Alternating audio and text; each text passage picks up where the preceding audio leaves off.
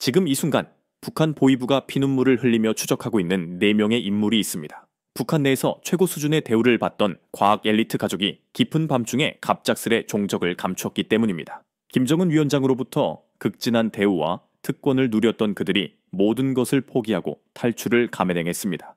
과연 그들이 어떠한 은폐된 진실을 깨닫기에 목숨을 걸고 국경을 넘을 결심을 했을까요? 그리고 철통 같은 감시망을 뚫고 어떻게 자유의 땅을 찾아냈을까요?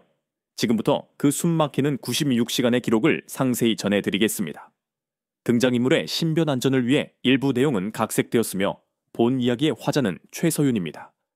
제가 김정은 위원장 앞에서 핵융합 방정식을 직접 설명했다고 하면 믿으시겠습니까?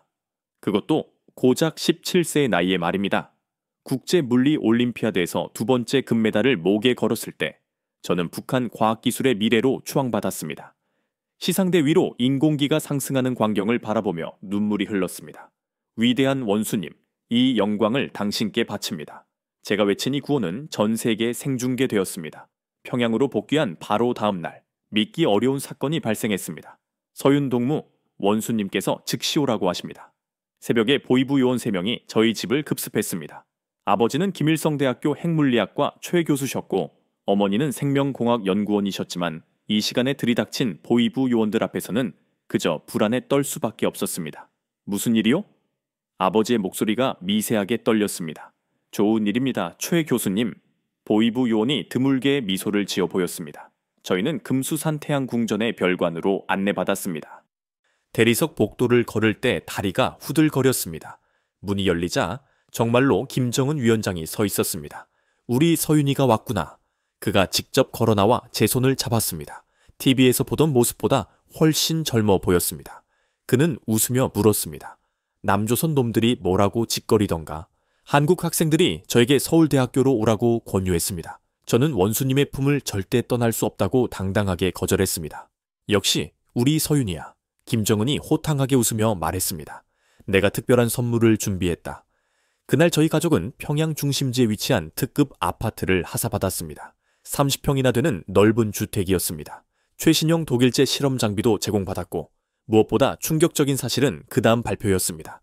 서윤이는 이제부터 국가과학원 핵융합연구소의 특별연구원이다. 저는 17세의 나이에 핵융합연구원이 된 것입니다. 이는 북한 역사상 최연소 기록이었습니다. 감사합니다, 원수님. 저는 다시 울먹이며 맹세했습니다. 반드시 우리 공화국을 에너지 강국으로 만들겠습니다. 다음 날부터 저의 일과는 완전히 바뀌었습니다. 아침 5시에 기상하여 김일성, 김정일, 김정은의 초상화 앞에서 맹세를 다짐하고 6시부터는 핵융합연구소로 출근했습니다. 최서윤 연구원, 오늘은 플라즈마 가둠 시간 연장 실험을 진행할 것이다. 선임 연구원들이 저를 특별히 대우했습니다. 다른 연구원들은 30대가 넘어야 다룰 수 있는 고가, 장비를 제가 직접 활용했기 때문입니다. 점심시간에도 연구는 계속되었습니다. 서윤 동무, 이 방정식 좀 검토해줘. 자기장 계산이 맞지 않아. 여기 적분 구간이 잘못되었습니다. 이렇게 수정해 보십시오. 제가 수식을 고치자 선임들은 감탄을 금치 못했습니다. 역시 천재는 다르구나. 저녁에는 의무적인 특별 사상 교육이 있었습니다. 남조선은 미국의 해구산에 의존하는 비루한 국가이다. 하지만 우리는 자체적인 핵융합 기술로 무한한 에너지를 창출할 것이다. 저는 그 말을 굳게 믿었습니다. 우리가 핵융합에 성공하면 전 세계가 우리를 부러워할 것이라고 확신했습니다. 제 남동생 최연수는 15세였지만 컴퓨터 천재로 불렸습니다. 그는 국가 보안 시스템 개발에 참여할 정도였습니다. 누나, 오늘 보안성에서 새로운 암호 체계를 완성했어. 대단하네. 역시 우리 현수야. 온 가족이 모이는 저녁 식사는 늘 화목했습니다. 우리 서윤이가 오늘도 훌륭한 성과를 이루었지? 아버지가 자랑스럽게 물으셨습니다. 플라즈마 온도를 0.3초 더 유지하는 데 성공했습니다. 정말 장하구나. 우리 가족이 조국의 미래를 건설하고 있어. 어머니는 유전자 조작표 개발로 김정은 표창을 받으셨고 아버지는 우라늄 농축 효율을 5% 향상시키셨습니다. 겉으로 보기에는 완벽한 과학자 엘리트 가족이었습니다. 그런데 지금 돌이켜보면 부모님의 눈빛에는 항상 깊은 불안감이 서려 있었습니다. 특히 아버지는 해외 학술지를 열람하실 때마다 깊은 한숨을 내쉬셨습니다. 그때는 그 의미를 알지 못했지만 이미 아버지는 진실을 알고 계셨던 것입니다. 주말이면 가족끼리 대동강변을 산책했습니다. 그때 아버지는 가끔 모호한 말씀을 하셨습니다. 서윤아, 과학자에게 가장 본질적인 가치는 무엇일까? 당연히 조국에 대한 충성입니다. 그렇지. 하지만 진실을 추구하는 것 또한 매우 중요하단다. 그 말씀의 깊은 의미를 당시에는 헤아릴 수 없었습니다. 두 번째, 김정은 위원장 접견이 있던 날, 저는 더욱 충격적인 제안을 받았습니다. 서윤아, 내년 베이징 국제과학포럼에 우리 공화국 대표로 참석하거라. 우리의 핵융합 성과를 세계에 알려야지. 영광입니다, 원수님. 김정은이 제 어깨에 손을 올리며 격려했습니다. 너와 같은 인재가 있어 내가 든든하다. 남조선 과학자들이 얼마나 부러워하겠나. 집으로 돌아오는 차량 안에서 부모님은 이상할 정도로 침묵하셨습니다. 동생 현수만 신이 나서 떠들었습니다. 누나가 베이징에 간다니 정말 대단해. 하지만 그 영광스러운 초대장이 우리 가족의 운명을 완전히 뒤바꿔 놓을 줄은 그때는 꿈에도 상상하지 못했습니다. 모든 것이 완벽해 보였던 그 순간이 사실은 거대한 감옥 생활의 정점이었다는 것을 저는 곧 깨닫게 될 것이었습니다. 베이징 포럼 초대를 받은 후 한 달이 경과했습니다. 준비를 시작하면서 저는 생애 처음으로 해외 자료를 접할 기회가 생겼습니다. 물론 철저하게 검열된 자료들이었으나 그 속에서도 충격적인 사실들을 발견했습니다. 서윤아, 이 자료는 극비사항이다. 연구소 보안 담당자가 봉인된 파일을 건네주었습니다. 중국과 러시아의 핵융합 연구 현황이다. 자료를 펼쳐보는 순간 숨이 막혔습니다. 중국은 이미 플라즈마를 100초 이상 유지하는 데 성공했더군요. 우리는 겨우 2초를 기록하고 있었는데 말입니다. 이것이 정말 사실입니까? 제가 떨리는 목소리로 물었습니다. 서방의 과장된 선전일 수도 있다. 너무 맹신하지 마라. 하지만 데이터는 거짓말을 하지 않았습니다. 온도, 압력, 자기장 세기까지 모든 수치가 정확했습니다. 우리가 국제적인 수준에서 얼마나 뒤처져 있는지 처음으로 깨달았습니다. 그날 밤 집에서 현수가 몰래 제 방으로 들어왔습니다. 누나, 이것 좀 봐. 현수가 USB를 내밀었습니다. 이게 무엇이니? 내가 보안 시스템을 점검하다가 발견한 자료인데 한국 과학자들의 논문이야. 심장이 크게 고동쳤습니다. 이것은 명백한 반동 자료였습니다. 현수야, 이런 것은 보면 안 돼. 누나도 궁금하잖아. 우리가 정말 세계 최고인지. USB를 컴퓨터에 삽입하는 순간 새로운 세상이 펼쳐졌습니다. 카이스트, 서울대학교, 포항공대 등 한국 대학들의 연구 성과가 가득했습니다. 특히 충격적이었던 것은 한국계 미국인 과학자 김필립의 논문이었습니다. 그는 불과 35세에 노벨 물리학상 후보에 올랐더군요. 북한 출신 부모를 둔 과학자가 자유로운 환경에서 이룬 성과였습니다. 누나, 여기 좀 봐. 현수가 화면을 가리켰습니다. 한국은 대학생들도 자유롭게 연구하고 해외 학회에 참여한대. 그만해, 다 미제의 선전이야. 그러나 제 목소리에는 더 이상 확신이 없었습니다. 논문에 수록된 실험 데이터와 사진들은 조작하기 어려운 명백한 증거들이었기 때문입니다. 다음날 연구소에서 이상한 일이 벌어졌습니다. 선임 연구원 한 분이 갑자기 사라진 것입니다. 박 연구원은 어디로 가셨습니까? 제가 물었습니다. 지방연구소로 발령이 났다. 소장이 차갑게 대답했습니다. 하지만 모두들 짐작하고 있었습니다. 그가 해외 학술지를 몰래 더 구하려다가 발각되었다는 것을요. 그날 저녁에는 특별사상 검토가 진행되었습니다. 최근 일부 연구원들 사이에서 사상 이완 현상이 포착됐다. 보이부 지도원이 엄하게 경고했습니다. 해외 자료를 맹신하는 것은 곧 반역 행위이다. 모두가 숨죽였습니다. 저 역시 가슴이 철렁했습니다. 어젯밤 현수와 함께 본 USB가 떠올랐기 때문입니다. 집에 돌아와 급히 현수를 불렀습니다. 그 USB 당장 없애. 왜? 아직 다 보지 못했는데. 박 연구원이 정치범 수용소로 끌려갔어. 우리도 조심해야 해. 현수의 얼굴이 새하얗게 질렸습니다. 하지만 그 아이는 정말 대담했습니다. 누나, 그럼 더 봐야 하는 거 아니야? 진실을 알아야지. 무슨 소리니? 누나도 느꼈잖아. 뭔가 이상하다고. 사실 현수의 말이 옳았습니다. 핵융합 연구를 심화할수록 의문은 더욱 커져만 갔습니다. 왜 우리는 국제학회에 참석하지 못하는지, 왜 해외 공동 연구는 금지되는지, 왜 늘 비밀에 둘러싸여 있어야 하는지. 일주일 후 아버지가 귀가하시면서 낯선 말씀을 하셨습니다. 서윤아, 베이징 포럼 준비는 잘 되고 있니? 네, 아버지, 제 발표 자료는 거의 완성했습니다. 그래? 아버지가 잠시 망설이시더니 조언하셨습니다. 혹시 그곳에서 다른 나라 과학자들을 만나면 그들의 이야기에 잘 귀 기울여 두렴. 무슨 말씀이세요? 그냥 세상은 넓다는 것을 기억해라. 어머니가 아버지를 매섭게 쏘아보셨습니다. 저는 부모님이 무언가를 숨기고 있다는 것을 직감했습니다. 그날 밤 부모님 방에서 낮은 대화 소리가 새어나왔습니다. 너무 위험해요. 아이들이 눈치챌 거예요. 이미 서윤이는 의심하기 시작했어. 더는 속일 수 없어. 조금만 더 기다려요. 때가 오면 무슨 대화였는지 정확히 들리지는 않았지만 불안감은 걷잡을 수 없이 커져갔습니다. 다음날 현수가 또 충격적인 사실을 들고 왔습니다. 누나, 내가 보안 시스템을 뚫어서 찾아낸 건데. 최현수? 무슨 짓을 한 거야? 잠깐만 들어봐. 우리 집이 특별 감시 대상이래. 뭐라고? 현수가 화면을 보여주었습니다. 우리 가족 파일에 빨간색으로 1급 감시라고 명시되어 있었습니다. 왜 우리가 감시 대상이지? 아빠가 해외 학회에 너무 자주 가셔서 그런 것 같아. 그제야 모든 퍼즐 조각이 맞춰지기 시작했습니다. 아버지의 한숨, 어머니의 불안한 눈빛, 그리고 집안을 감돌던 미묘한 긴장감. 우리 가족은 이미 정권의 의심을 받고 있었던 것입니다. 누나, 우리 어떻게 해야 해? 처음으로 극도의 두려움이 밀려왔습니다. 황금 세장이 점점 좁아져 오는 것을 느꼈습니다. 하지만 이것이 시작에 불과하다는 것을 그때는 아직 알지 못했습니다. 베이징 포럼이 한 달 앞으로 다가온 어느 날, 연구소에서 돌아온 저는 집 앞에서 이상한 광경을 목격했습니다. 검은색 차량 2대가 우리 아파트 앞에 정차돼 있었고 보이부 요원들이 드나들고 있었습니다. 가슴이 쿵 내려앉았습니다. 설마 현수가 해킹한 것이 발각되었나? 아니면 그 USB가? 떨리는 다리로 집에 들어서니 뜻밖에도 부모님과 현수가 거실에 앉아 있었습니다. 하지만 모두의 표정이 굳어 있었습니다. 무슨 일이에요? 제가 조심스럽게 물었습니다.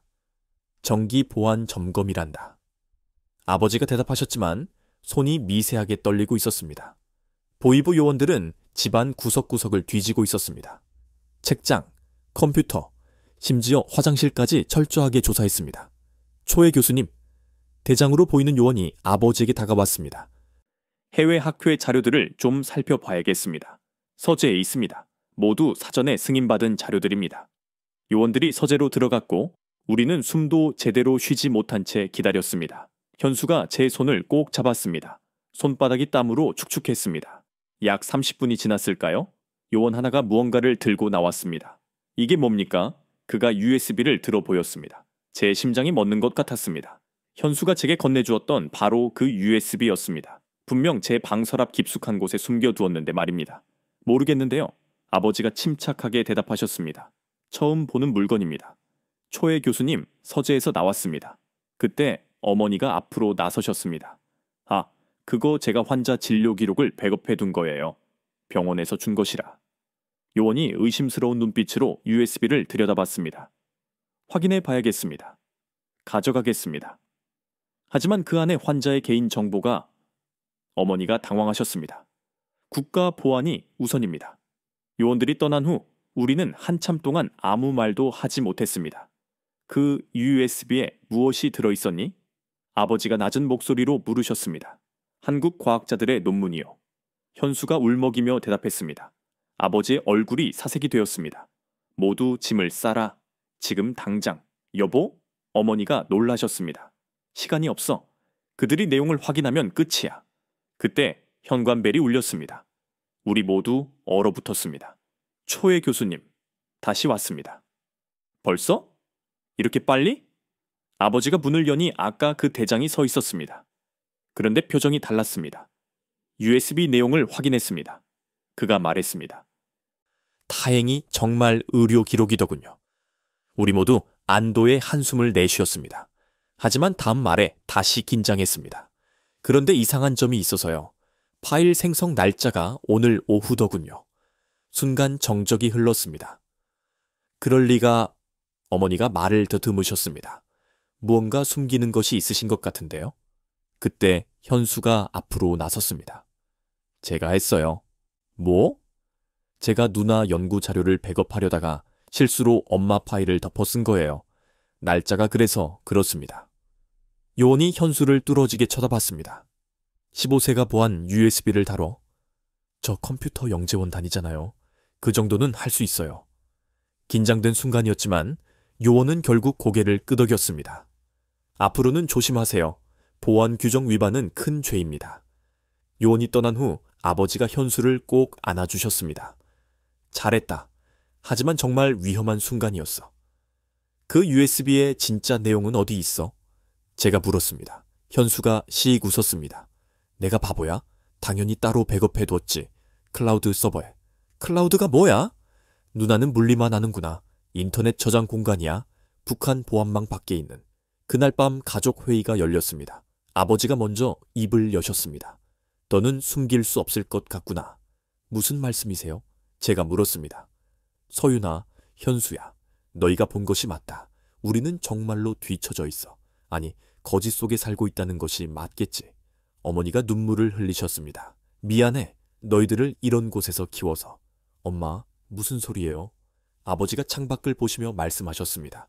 내가 작년 모스크바 학회에 갔을 때 한국 과학자들을 만났다. 그들이 진행하는 연구를 보고 충격받았어. 우리보다 20년은 앞서 있더구나. 그럼 우리가 배운 것이 다 거짓은 아니죠? 하지만 진실의 일부일 뿐이지. 현수가 물었습니다. 그럼 이제 어떻게 해야 해요? 아버지가 우리를 돌아보셨습니다. 베이징 포럼이 기회가 될 수도 있어. 하지만 그때 또 현관 벨이 울렸습니다. 이번엔 인민 반장이었습니다. 초해 교수님, 내일 아침 보이부에서 면담하자고 합니다. 무슨 일로? 베이징 포럼 참가권을 재검토한다고 합니다. 문이 닫힌 후 우리는 서로를 바라봤습니다. 이제 시작이구나. 아버지가 중얼거리셨습니다. 그 말의 의미를 그때는 몰랐지만 우리 가족의 운명을 바꿀 96시간이 곧 시작될 것이라는 것을 어렴풋이 느끼고 있었습니다. 다음날 아침 아버지는 평소보다 일찍 집을 나서셨습니다. 보이부 면담이 있는 날이었죠. 우리는 불안한 마음으로 아버지를 기다렸습니다. 엄마, 아빠 괜찮으실까요? 현수가 걱정스럽게 물었습니다. 걱정 마. 아빠는 현명한 분이야. 어머니가 대답하셨지만 손으로는 계속 찻잔을 만지작거리고 계셨습니다. 전고가 되어서야 아버지가 돌아오셨습니다. 의외로 표정이 밝으셨습니다. 베이징 포럼 참가 승인이 났다. 정말요? 제가 놀라서 물었습니다. 그래, 오히려 가족 모두 동행하라고 하더구나. 서윤이의 연구 성과를 가족이 함께 축하해야 한다면서. 뭔가 이상했습니다. 보이부가 이렇게 관대할 리 없었죠. 그날 저녁 아버지가 텔레비전 볼륨을 크게 올리고 우리를 가까이 불렀습니다. 잘 들어라. 우리 집에는 최소 6개의 도청 장치가 있다. 우리 모두 숨이 멎었습니다. 어떻게 하세요? 현수가 속삭였습니다. 오늘 보이부에서 넌지시 알려줬다. 우리를 시험하는 거야. 아버지가 천장을 가리키며 계속 말씀하셨습니다. 거실, 침실, 전화기, 심지어 화장실에도 있을 거다. 그러니 이제부터 우리는 완벽한 연극을 해야 해. 연극이요? 제가 물었습니다. 그래, 겉으로는 충성스러운 과학자 가족, 속으로는... 아버지가 말을 멈추고 종이에 무언가를 쓰셨습니다. 탈출을 준비하는 사람들. 우리는 그 글씨를 보고 얼어붙었습니다. 아버지가 재빨리 종이를 불태우셨습니다. 앞으로 중요한 대화는 밖에서만 한다. 집에서는 오직 충성스러운 대화만. 그때부터 우리 가족의 기막힌 이중생활이 시작되었습니다. 아침이면 우리는 크게 외쳤습니다. 위대한 원수님, 오늘도 과학 연구에 매진하겠습니다. 엄마, 오늘 김정은 원수님 교시 공부할 거예요. 도청 장치를 위한 완벽한 연극이었습니다. 하지만 매일 저녁 산책 시간은 달랐습니다. 대동강변을 걸으며 아버지가 진짜 계획을 설명하셨습니다. 내가 5년 전부터 준비한 것이 있다. 5년이나요? 어머니도 놀라셨습니다. 해외 학회 때마다 조금씩 빼돌린 연구비가 있어. 중국 은행에 2만 달러. 그 돈으로 뭘 하시려고요? 브로커 연락처도 확보했다. 베이징에서 움직일 거야. 현수가 물었습니다. 그럼 다 같이 도망가는 거예요? 아니다. 그럼 즉시 발각돼. 각자 다른 루트로 가야 해. 계획은 정교했습니다. 나는 학회 도중 이탈. 부모님은 각각 다른 국경으로. 현수는 나는 평양에 남는다. 뭐라고요? 우리 모두 깜짝 놀랐습니다. 내가 여기서 시스템을 교란해야 너희가 안전하게 빠져나갈 수 있어. 안 돼요. 현수가 위험해요. 제가 반대했습니다. 괜찮아. 내가 만든 백도어가 있어. 72시간은 버틸 수 있어. 집으로 돌아온 후 우리는 다시 연극을 시작했습니다. 서윤아, 베이징 발표 준비는 잘 되고 있니? 네, 아버지. 원수님께서 기뻐하실 만한 성과를 꼭 보여드릴게요. 이런 대화를 나누면서도 눈빛으로는 다른 신호를 주고받았습니다. 며칠 후 어머니가 특별한 제안을 하셨습니다. 우리 가족 사진 찍으러 가지 않을래? 평양중앙사진관에서 가족 사진을 찍었습니다. 이것이 마지막일 수도 있겠구나. 아버지가 작게 중얼거리셨습니다. 현수가 갑자기 말했습니다. 아니에요. 자유로운 곳에서 다시 찍을 거예요. 사진사가 셔터를 눌렀습니다. 4명의 미소 뒤에 숨겨진 비밀을 아무도 몰랐죠. 그런데 일주일 후 충격적인 일이 벌어졌습니다. 초회 교수님, 가족 모두 오늘 저녁 특별 만찬에 초대되셨습니다. 특별 만찬이요? 김정은 원수님께서 주최하시는 과학자 가족 만찬이었습니다. 베이징 출발 3일 전이었어요. 최악의 타이밍이었죠. 그날 저녁 우리는 도청 장치 앞에서 환호했습니다. 원수님께서 우리 가족을 기억하고 계시다니 정말 영광이에요. 하지만 화장실에 모여서는 다른 대화를 했습니다. 이거 함정일 수도 있어. 아버지가 걱정하셨습니다. 그래도 안 갈 수는 없잖아요. 어머니가 한숨 쉬셨어요. 오히려 기회야. 현수가 말했습니다. 완벽하게 충성스러운 모습을 보여주면 의심을 피할 수 있어. 운명의 만찬날이 다가왔습니다. 우리는 최고의 의복을 갖춰 입고 금수산 태양궁전으로 향했어요. 초회 교수 가족이 왔구나. 김정은이 직접 우리를 맞았습니다. 서윤이가 또 큰 성과를 낸다며? 네, 원수님. 이번엔 플라즈마 제어 기술에서 획기적인 발전이 있었습니다. 제가 열정적으로 설명하는 동안 김정은은 만족스럽게 웃었어요. 역시 내가 아끼는 가족이야. 베이징에서도 좋은 성과를 기대한다. 그가 현수를 보며 물었습니다. 너는 해킹 천재라며? 아닙니다, 원수님. 그저 조국을 위해 열심히 배우고 있을 뿐입니다. 겸손하구나. 마음에 들어. 만찬 내내 우리는 완벽하게 충성스러운 가족을 연기했습니다. 디저트가 나올 때쯤 김정은이 의미심장한 말을 했습니다. 해외에 나가면 유혹이 많을 거야. 하지만 우리 서윤이 가족은 절대 흔들리지 않겠지? 당연합니다, 원수님. 아버지가 단호하게 대답하셨습니다. 저희는 원수님의 은혜를 절대 잊지 않습니다. 만찬이 끝나고 집으로 돌아오는 차 안.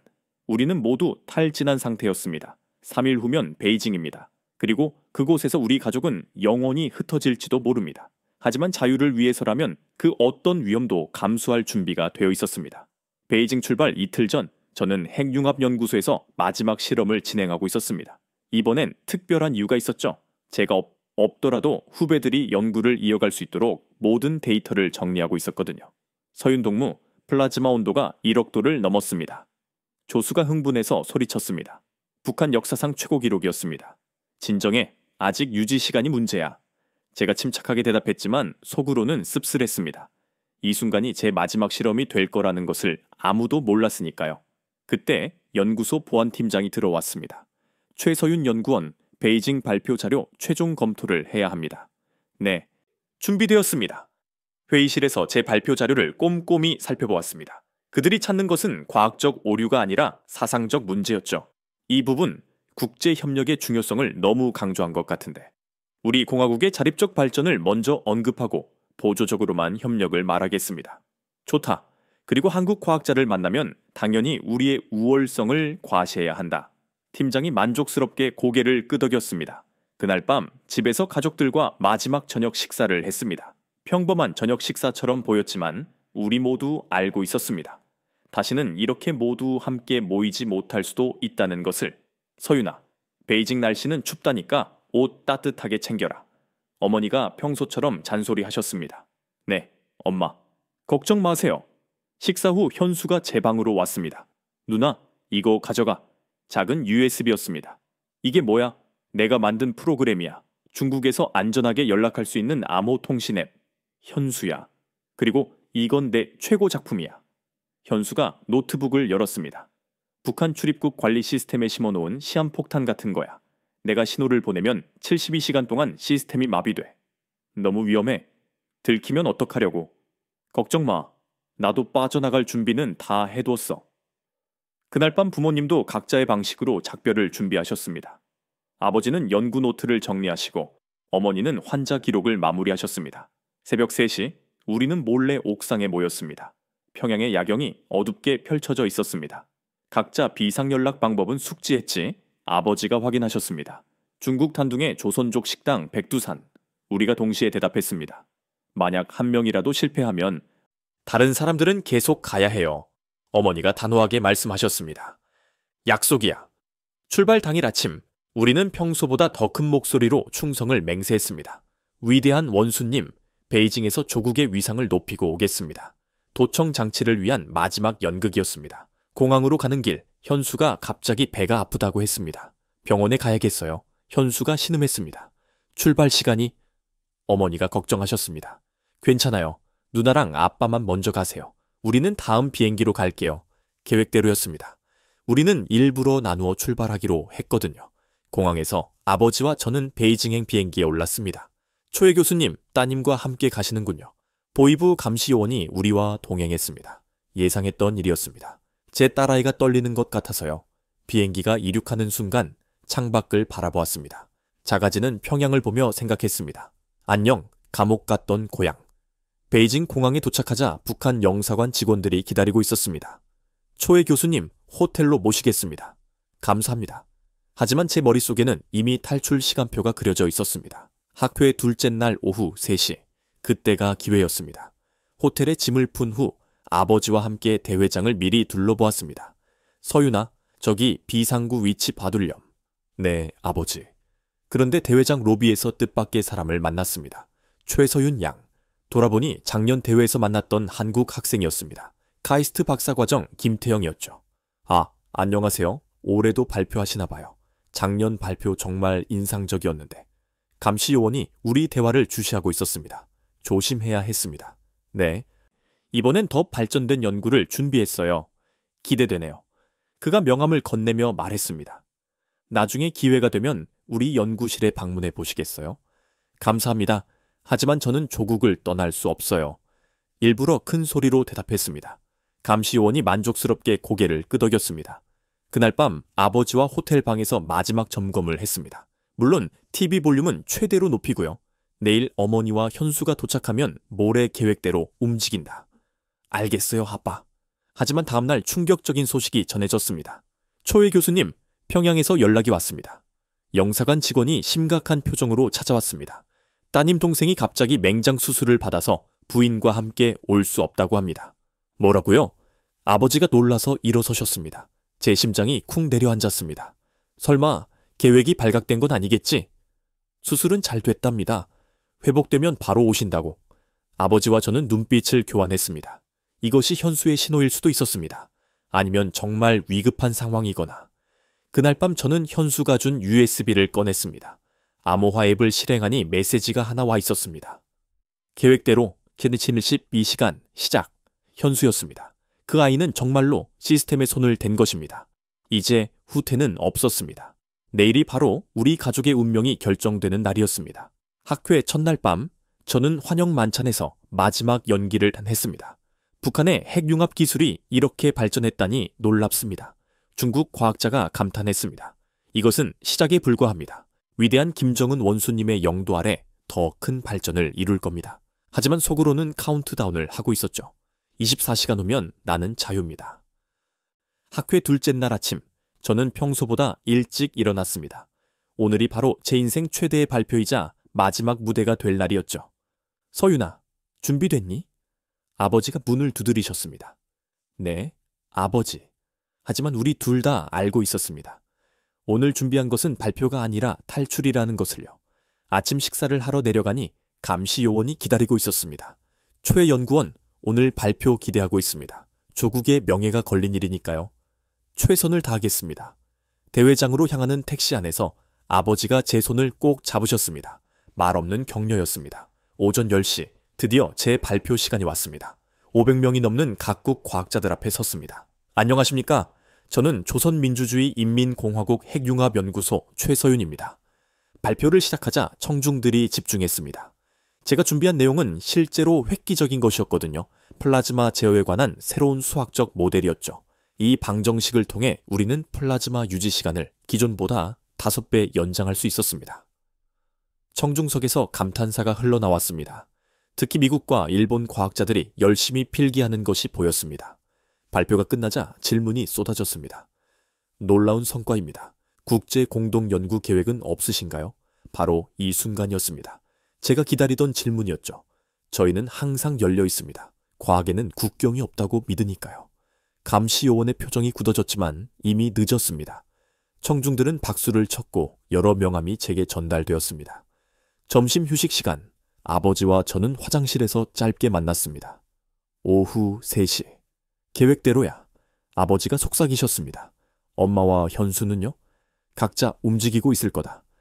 믿어야지. 오후 세션이 시작되었습니다. 저는 일부러 맨 뒷줄에 앉았습니다. 2시 45분, 저는 조용히 일어났습니다. 화장실에 가는 척하면서 복도로 나왔죠. 그런데 감시 요원이 따라왔습니다. 어디 가십니까? 화장실이요. 같이 가시죠. 심장이 쿵쿵거렸지만 침착하게 걸었습니다. 화장실 입구에서 그가 기다리는 사이 저는 현수가 준 USB를 꺼냈습니다. 화장실 창문에 미리 준비해둔 로프가 있었습니다. 어젯밤 아버지가 설치해둔 것이었죠. 3시 정각 저는 창문을 열고 밖으로 뛰어내렸습니다. 1층이라 높지 않았습니다. 최 연구원 뒤에서 감시요원의 외침이 들렸지만 저는 미친 듯이 뛰었습니다. 미리 확인해둔 비상구를 통해 건물을 빠져나왔습니다. 택시를 잡아주세요. 제가 외쳤습니다. 베이징 서역이요. 빨리요. 운전사가 이상하게 쳐다봤지만 제가 100위안을 내밀자 바로 출발했습니다. 그때 휴대전화가 울렸습니다. 아버지였습니다. 나도 빠져나왔다. 계획대로 따로 움직여. 네, 아버지, 조심하세요. 서역에 도착한 저는 미리 예매해둔 시한행 기차표를 찾았습니다. 가짜 신분증으로 만든 것이었습니다. 현수가 해킹하여 만들어준 중국 신분증이었습니다. 기체에 오르는 순간 뒤에서 경찰 사이렌 소리가 들렸습니다. 이미 수배가 시작된 것 같았습니다. 현수야, 내 시스템이 작동하고 있겠지? 그때 평양에 있던 현수는 국가보안성 지하 전산실에 있었습니다. 현수 동무, 시스템 점검은 끝났나? 네, 이상 없습니다. 하지만 현수는 이미 모든 준비를 마친 상태였습니다. 출입국 관리 시스템, 수배 전산망, 심지어 보이부 통신망까지. 그가 심어놓은 악성 코드가 곧 작동할 예정이었습니다. 한편 어머니 김 연구원은 두만강 근처 온성군 병원에 계셨습니다. 김 선생 환자 회진 끝났으면 돌아가셔도 됩니다. 감사합니다. 그런데 약품 창고 확인 좀 하고 갈게요. 어머니는 약품 창고로 간척하고는 병원 뒷문으로 빠져나가셨습니다. 미리 연락해둔 브로커가 트럭에서 기다리고 있었죠. 아버지는 신의주에서 학술 세미나에 참석 중이셨습니다. 초해 교수님, 베이징 소식 들으셨습니까? 동료 교수가 물었습니다. 무슨 소식이요? 따님이 이미 행사장에서 사라졌다고. 아버지는 놀란 표정을 지으셨습니다. 뭐라고요? 그럴 리가. 완벽한 연기였죠. 사실 아버지도 이미 탈출 준비를 마친 상태였습니다. 저는 시한행 기차 안에서 현수의 메시지를 확인했습니다. 59시간, 런웨이, 시스템 혼란, 시작. 정말로 북한 전산망이 마비되기 시작한 것입니다. 그런데 갑자기 기차가 멈췄습니다. 차장이 들어와서 신분증 검사를 시작했습니다. 신분증 보여주세요. 떨리는 손으로 가짜 신분증을 내밀었습니다. 차장이 유심히 들여다봤습니다. 심장이 터질 것 같았습니다. 장유해 씨, 베이징에서 뭐 하셨어요? 과학학회에 참석했습니다. 학생이세요? 네, 칭화대학 박사 과정입니다. 다행히 현수가 완벽하게 만든 가짜 신분이 통했습니다. 차장이 신분증을 돌려주고 나갔습니다. 하지만 안심하기엔 일렀습니다. 창밖을 보니 역에 공안들이 대기하고 있었습니다. 이제 시작이구나. 96시간의 카운트다운은 계속되고 있었습니다.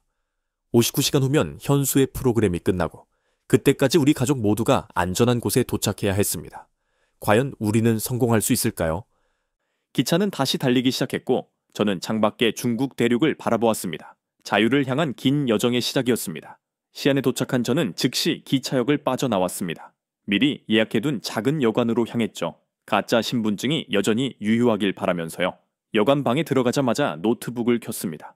현수가 만든 암호 통신 앱에 접속했습니다.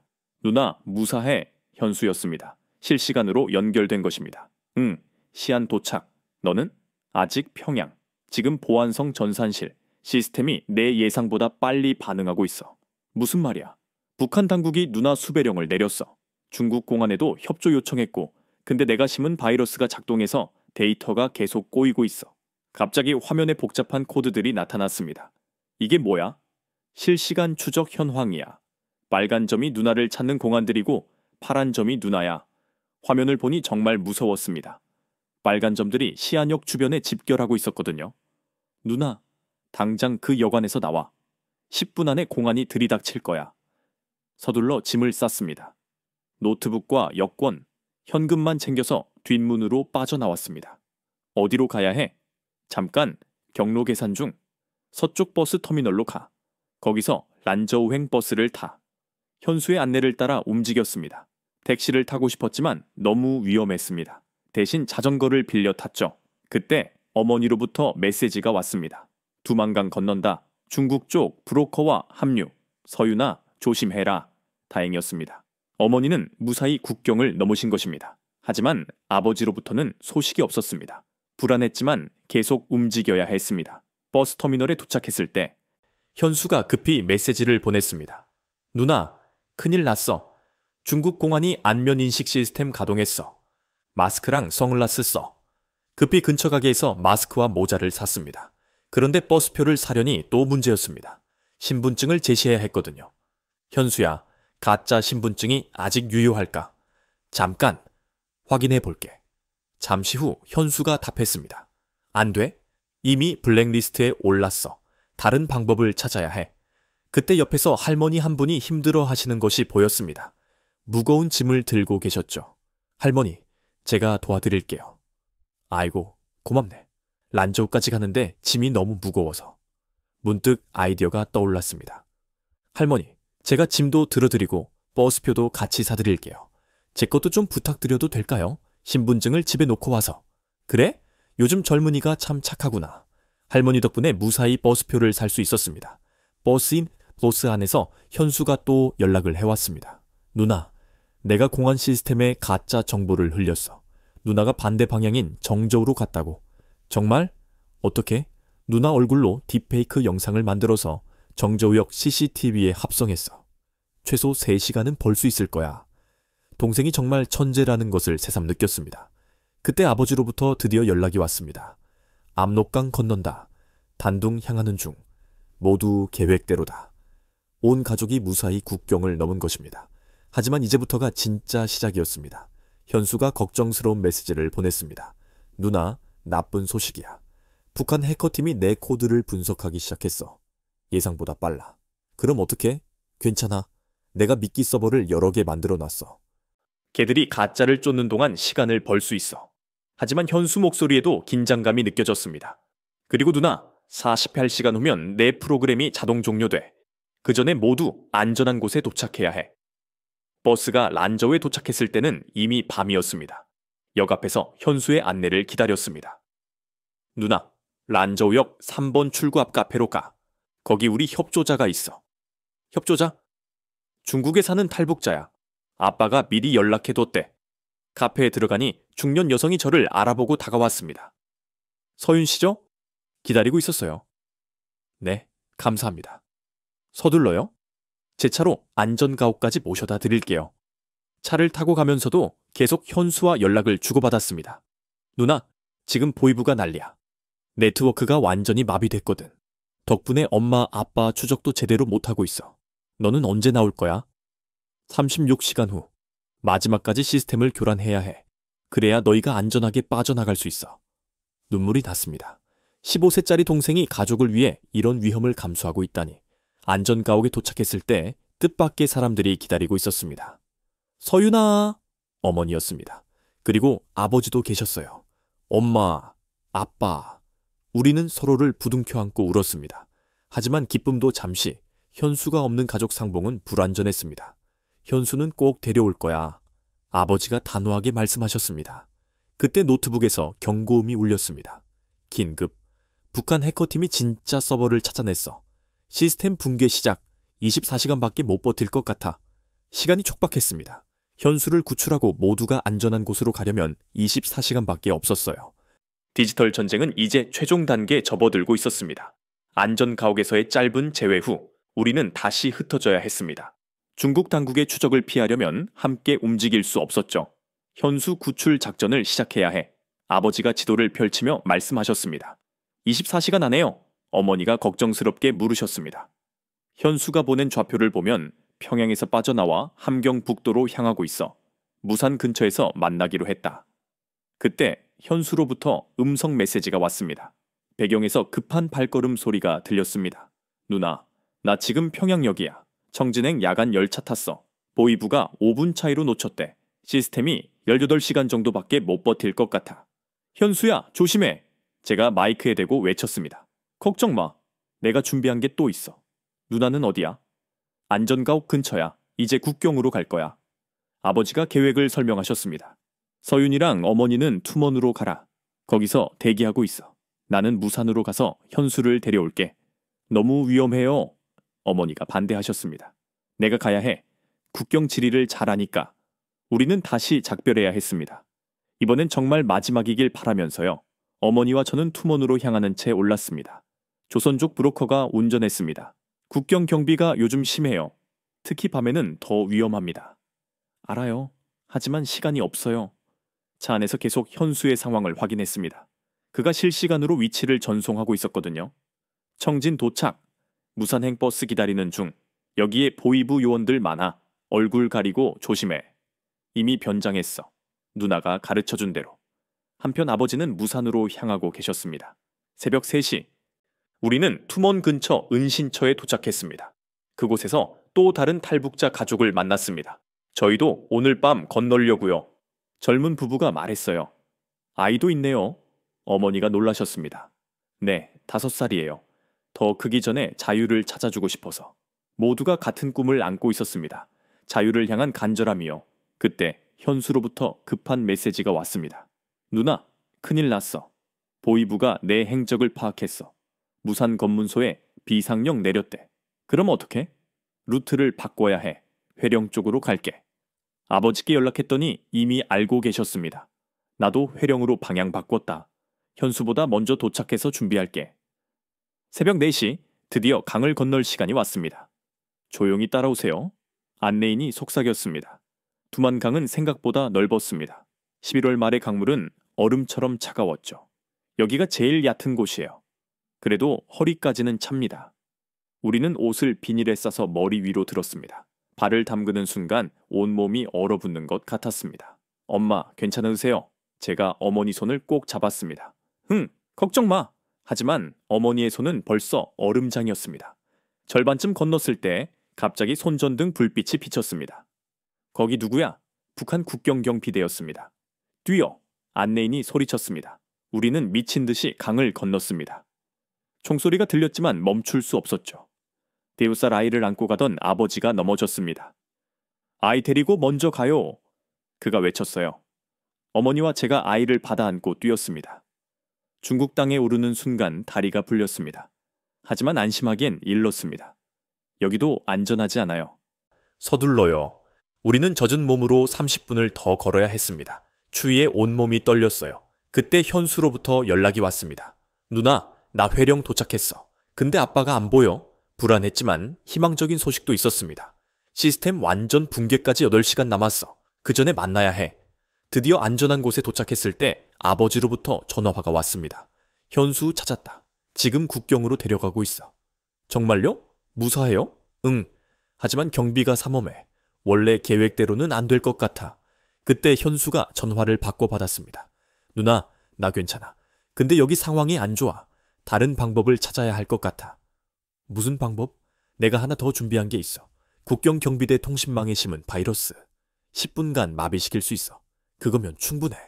충분해야지. 다른 방법이 없어. 새벽 5시 30분 현수의 마지막 해킹이 시작되었습니다. 지금이야! 현수가 외쳤습니다. 아버지와 현수는 어둠 속에서 강을 향해 뛰었습니다. 우리는 중국 쪽에서 손전등을 흔들며 신호를 보냈습니다. 여기야, 이쪽이야. 10분이 영원처럼 느껴졌습니다. 드디어 2사람의 실루엣이 보였습니다. 빨리! 시간 없어! 현수가 헐떡이며 외쳤습니다. 마지막 몇 미터를 남기고 경보음이 울리기 시작했습니다. 통신망이 복구된 것입니다. 뛰어! 아버지가 현수를 밀어주며 먼저 보냈습니다. 총소리가 울렸지만 2사람 모두 무사히 중국 땅을 밟았습니다. 현수야! 제가 동생을 꼭 안았습니다. 누나, 우리 정말 해냈어. 15세 천재 해커는 온몸이 진흙투성이었지만 환하게 웃고 있었습니다. 시스템은? 아버지가 물으셨습니다. 5시간 후 완전 복구될 거예요. 그때쯤이면 우리는 이미 멀리 있겠죠. 드디어 우리 가족 4명이 모두 모였습니다.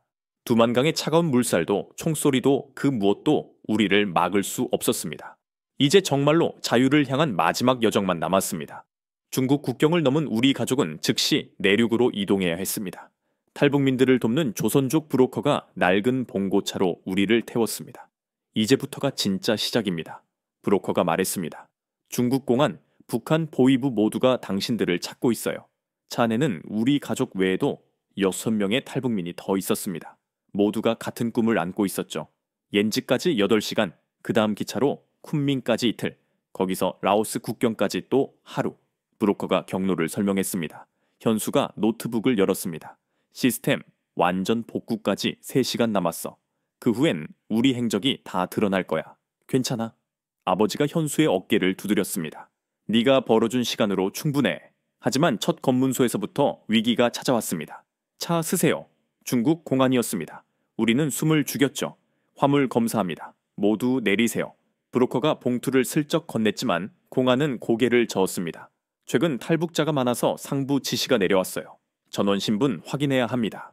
우리는 중국 동포로 위장하고 있었지만 말투나 행동에서 티가 날 수 있었습니다. 그때 현수가 갑자기 쓰러졌습니다. 우악, 배가 아파. 현수야! 어머니가 놀라서 달려갔습니다. 현수는 바닥에서 뒹굴며 신음했습니다.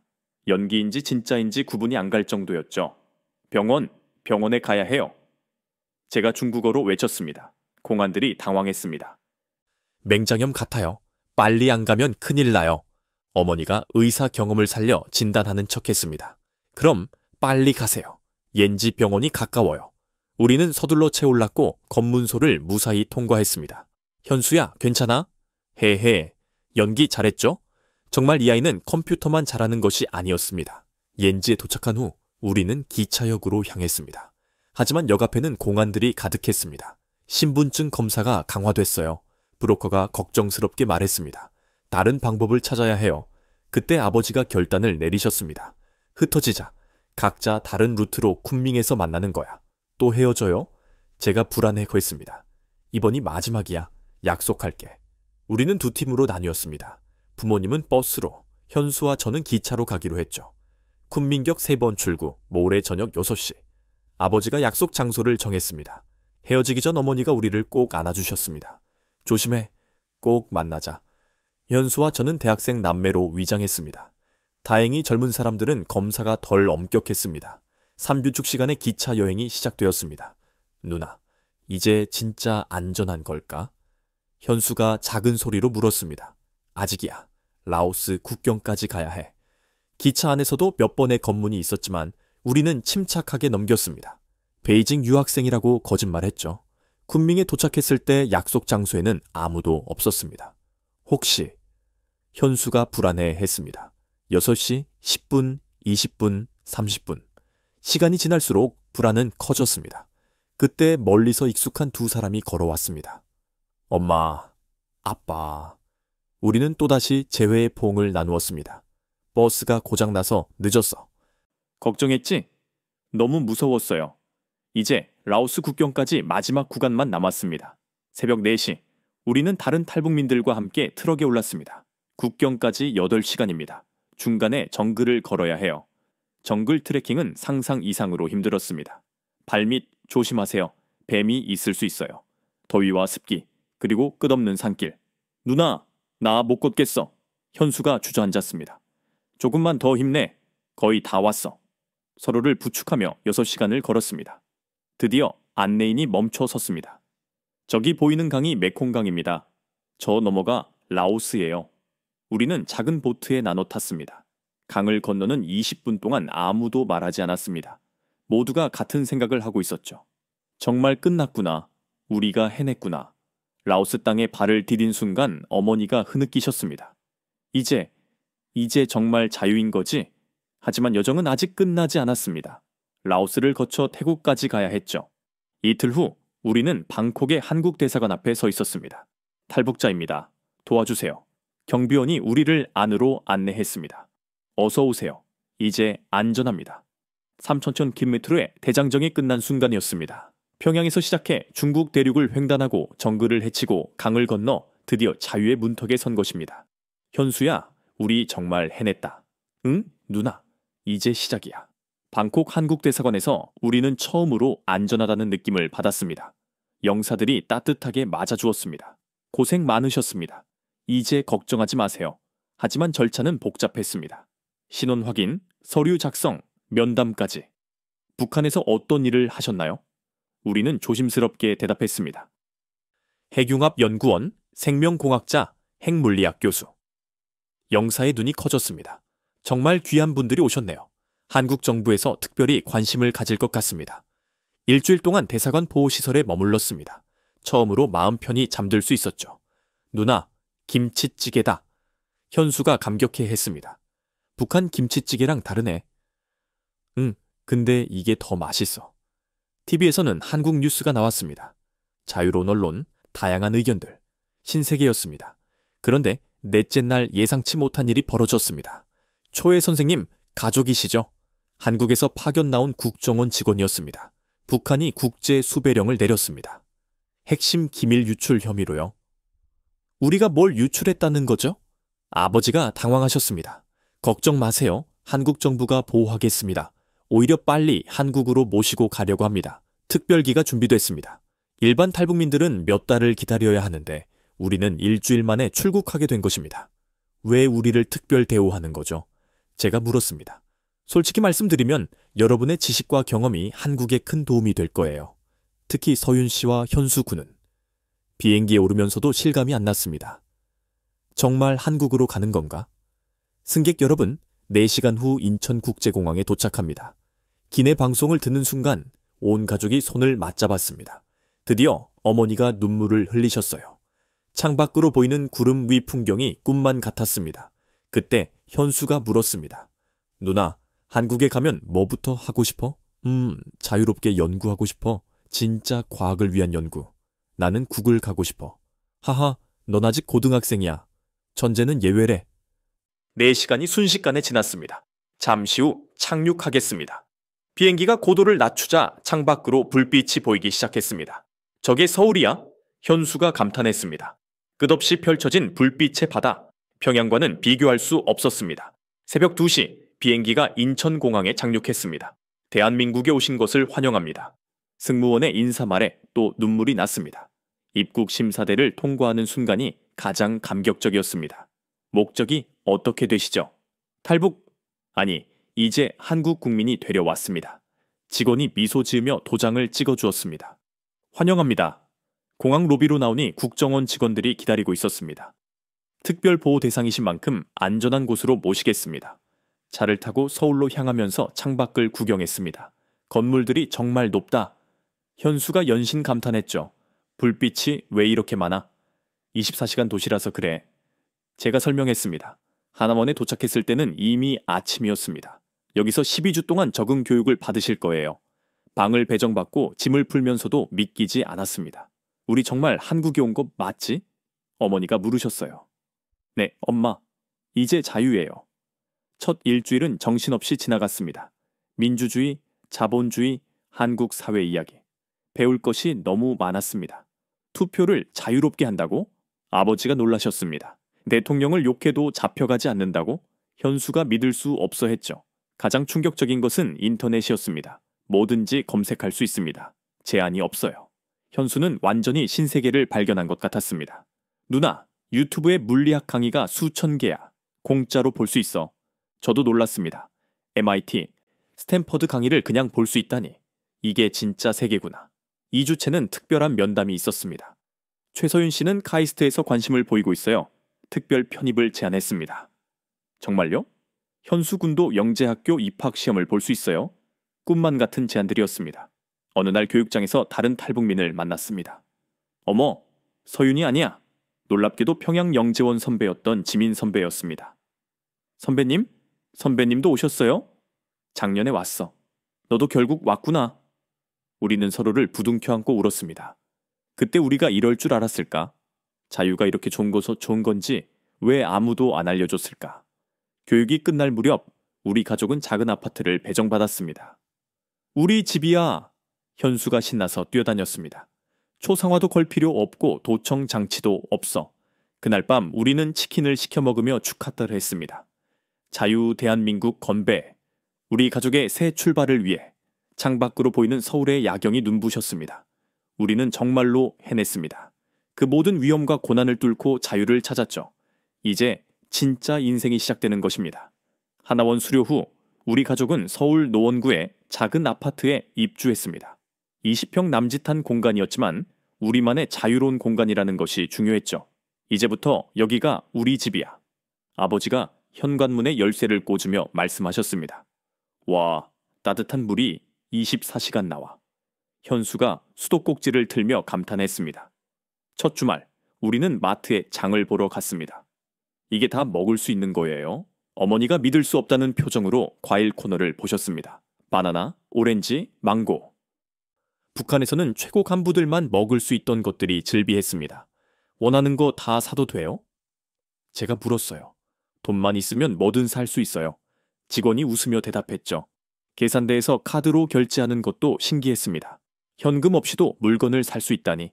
집으로 돌아와 저녁을 준비하면서 어머니가 갑자기 우셨습니다. 왜 그래요, 머스, 엄마? 너무 행복해서. 이런 평범한 일상이 꿈만 같아. 월요일, 저는 카이스트 면접을 보러 갔습니다. 최서윤 씨, 북한에서의 연구 경험을 들려주세요. 17세 핵융합 연구에 참여했습니다. 플라즈마 제어 분야에서 교수님들이 놀라며 질문을 쏟아냈습니다. 그 나이에 그런 연구를 놀랍네요. 하지만 제약이 많았어요.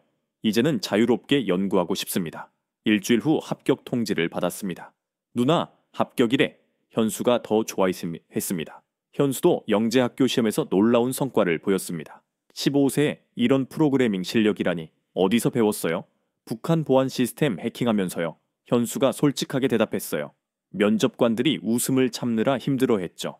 아버지는 원자력 연구원 면접을 보셨고 어머니는 의사 자격 시험을 준비하기 시작하셨습니다. 하지만 적응이 쉽지만은 않았습니다. 어느 날 제가 편의점에서 아르바이트를 구하려 했습니다. 탈북자세요? 죄송한데 자리가 없네요. 몇 군데서 거절당했죠. 탈북민에 대한 편견이 있었던 것입니다. 누나, 우리가 이상한 거야? 현수가 물었어요. 아니야. 시간이 지나면 나아질 거야. 학교 생활도 처음엔 어려웠습니다. 너 북한에서 왔다며? 진짜 김정은 봤어. 거기선 진짜 쥐 먹어. 호기심 어린 질문들이 때로는 상처가 됐습니다. 하지만 점차 진심으로 대해주는 친구들을 만났습니다. 서윤아, 너 정말 대단하다. 그런 곳에서 탈출하다니. 같이 공부하자. 내가 모르는 거 알려줄게. 현수는 학교에서 스타가 됐습니다. 야, 최현수가 또 전국 해킹 대회 1등 했대. 천재 아니야? 구글 코리아에서 스카우트 제의도 왔다던데. 하지만 가장 힘든 것은 북에 남아있는 사람들에 대한 그리움이었습니다. 지민 선배는 어떻게 지낼까? 제가 한숨 쉬었어요. 연구소 동료들도 아버지가 말을 잊지 못하셨죠. 그래도 우리는 매일 감사하며 살았습니다. 주말마다 새로운 곳을 탐험했습니다. 와, 남산타워다. 한강이 이렇게 아름다운 곳이었어? 처음 본 바다에서 현수는 감격했죠. 누나, 바다가 진짜 끝이 없어. 이제 우리도 끝 없이 갈 수 있어. 6개월이 지났을 때 작은 기적이 일어났습니다. 서윤아, 내 연구 논문이 국제학회에 채택됐어. 카이스트 지도 교수님이 알려주셨죠. 정말요? 제가요? 네가 제안한 플라즈마 제어 모델이 혁신적이래. 북한에서는 꿈도 못 꿨던 일이었습니다. 가족 모두가 새로운 삶에 적응해 가고 있었습니다. 아버지는 연구원에서 인정받기 시작했고 어머니는 의사 시험에 합격하셨습니다. 엄마가 다시 의사가 됐어. 우리 모두 축하했죠. 어느 날 저녁 가족이 모여 앉았습니다. 1년 전 이맘때를 기억해? 아버지가 물으셨어요. 두만강을 건너던 그 추운 밤. 어머니가 회상하셨죠. 그때는 정말 막막했는데. 제가 덧붙였습니다. 근데 해냈잖아. 현수가 환하게 웃었습니다. 창밖으로 서울의 야경이 반짝였습니다. 우리에게는 이제 무한한 가능성이 열려 있었습니다. 자유롭게 꿈꾸고 도전하고 실패해도 다시 일어설 수 있는 세상. 이것이 바로 우리가 목숨 걸고 찾던 자유였습니다. 탈북 1년이 지났습니다. 저는 카이스트에서 핵융합 연구를 계속하고 있었고 제가 북한에서 연구하던 플라즈마 제어 이론이 국제적으로 주목받기 시작했어요. 최서윤 씨, 곧 열릴 국제학회에서 발표 요청이 왔어요. 지도 교수님이 알려주셨죠? 정말요? 제가 발표를요? 내 논문이 큰 관심을 받고 있어요. 자신감 가지세요. 북한에서는 상상도 못했던 기회였죠. 현수는 고등학교 2학년인데도 이미 실리콘밸리의 주목을 받고 있었습니다. 누나, 나 스타트업 인턴십 제의받았어. 뭐? 고등학생인데? 프로그래밍 실력만 보고 뽑는데 방학 때 할 거야. 아버지는 한국원자력연구원에서 중요한 프로젝트를 맡으셨습니다. 북한 핵시설에 대한 내 지식이 평화적 목적으로 쓰이게 됐어. 어머니는 탈북민 의료지원센터를 열 준비를 하고 계셨습니다. 우리처럼 온 사람들을 돕고 싶어. 우리 가족은 각자의 방식으로 한국 사회에 기여하고 있었죠. 그러던 어느 날 뜻밖의 연락을 받았습니다. 서윤아, 나 지민 선배야. 선배님! 선배님도 나오셨어요? 평양 영재원 동료였던 지민 선배가 6개월 전에 탈북했다는 것입니다. 너희 가족 소식 듣고 용기를 냈어. 고마워. 우리는 서울에서 재회했습니다. 자유가 이렇게 좋은 줄 알았으면 더 일찍 나올걸. 그러게요. 왜 그렇게 세뇌당하고 살았을까요? 한편 국제 학회 발표를 준비하면서 특별한 만남이 있었습니다. 혹시 초회 연구원님이신가요? 학회 준비 모임에서 한 교수님이 다가오셨습니다. 네, 맞습니다. 2013년 베이징 학회에서 뵙던 김태영입니다. 지금은 교수가 됐어요. 베이징에서 제게 명함을 건네던 바로 그 한국 학생이었습니다. 그때는 상황이 죄송했어요. 이해합니다. 대단한 용기를 내셨네요. 이제 같은 하늘 아래에서 연구할 수 있어서 기쁩니다. 우리는 이제 자유롭게 연구 이야기를 나눌 수 있었죠. 가장 보람 있었던 일은 다른 탈북 청소년들을 돕는 일이었습니다. 선생님도 북에서 오셨어요? 한 학생이 물었습니다. 응, 나도 너처럼 왔어. 공부가 너무 어려워요. 따라갈 수가 없어요. 괜찮아. 나도 처음엔 그랬어. 같이 해보자. 매주 토요일 탈북 청소년 학습 멘토링을 했습니다. 현수도 컴퓨터 교실을 열었습니다. 형, 이거 진짜 내가 만들 수 있어. 당연하지. 나도 북한에서 독학했어. 시간이 지나면서 우리 이야기가 알려지기 시작했습니다. 한 방송국에서 다큐멘터리를 만들고 싶다고 연락이 왔죠. 과학자 가족의 탈북기, 많은 사람들에게 희망을 줄 것 같아요. 고민 끝에 출연을 결정했습니다. 북한에도 꿈을 가진 젊은이들이 많아요. 그들에게 희망을 주고 싶어요. 방송 후 반응은 뜨거웠습니다. 최서윤 씨 가족 이야기에 감동받았습니다. 자유의 소중함을 다시 깨달았어요. 그리고 놀랍게도 해외에서도 연락이 왔습니다. 자유를 찾은 과학자들의 이야기를 더 많은 사람들에게 알리고 싶습니다. 우리의 이야기가 세계에 알려지기 시작한 것입니다. 최근 현수가 큰 결정을 했다고 말했어요. 누나, 나 대학 가면서 동시에 스타트업 하려고. 뭐? 그게 가능해? 탈북민들을 위한 IT 교육 플랫폼이야. 내가 받은 도움을 돌려주고 싶어. 17세의 현수는 벌써 사회적 기업가를 꿈꾸고 있었습니다. 이제 우리 가족은 완전히 한국 사회의 일원이 되었습니다. 저는 박사과정 준비를 하며 한국 핵융합 연구에 기여하려 하고, 현수는 최연소 기업가를 꿈꾸며 도전하고 있어요. 아버지는 평화적 에너지 연구에 매진하시고, 어머니의 병원은 곧 개원할 예정이죠. 하지만 우리는 잊지 않습니다. 아직도 그곳에 남아있는 사람들을, 자유를 꿈꾸지만 떠나지 못하는 수많은 사람들을, 언젠가 그들도 이 자유를 누릴 수 있기를, 그날을 위해 우리는 오늘도 최선을 다해 살아갑니다. 자유 대한민국에서 진정한 우리의 삶을 살아가면서 지금까지 북한 최고 과학자 가족의 기적같은 탈북 이야기를 들려드렸습니다. 7세 물리, 천재 서윤이와 15세 해커 현수, 그리고 부모님이 목숨을 걸고 찾아낸 자유. 96시간의 디지털 추격전 끝에 그들은 새로운 삶을 시작할 수 있었습니다. 이 이야기가 전하는 메시지는 분명합니다. 자유는 그 무엇과도 바꿀 수 없는 가장 귀중한 가치라는 것입니다. 자유의 소중함과 가족의 용기를 담은 저희의 이야기가 여러분에게도 큰 울림을 주었다면 구독과 좋아요 버튼을 눌러주시고 이 영상을 주변에 널리 공유하여 자유의 가치를 더 많은 분들이 깨달을 수 있도록 도와주십시오. 댓글로 여러분이 생각하는 가장 소중한 자유의 순간을 함께 나눠주시면 감사하겠습니다.